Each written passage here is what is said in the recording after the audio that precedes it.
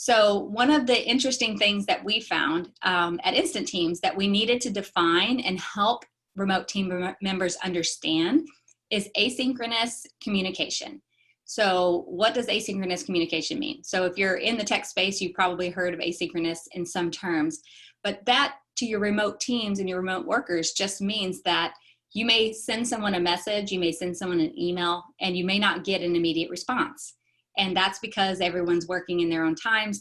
Maybe the time zone is different. So you have to get used to being able to work and communicate asynchronously and not get upset or have expectations that you're going to have instant communication all of the time. So teaching your team members that and setting that as a precedent is extremely important.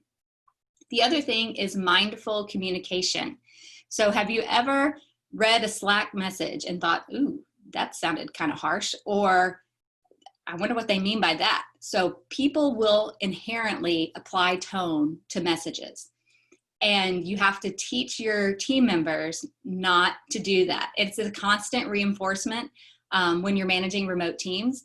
And you have to also teach your team members to communicate in a mindful way so that they understand, hey, this might come across maybe a little harsh, or maybe this comes across too direct. So I myself have to work on this because I'm a very direct communicator. And so sometimes I'll send a Slack message and then I'll think, oh, I should have said, hey, how are you? And then whatever it was I was going to say, because I hadn't talked to that team member maybe in 2 to 3 days.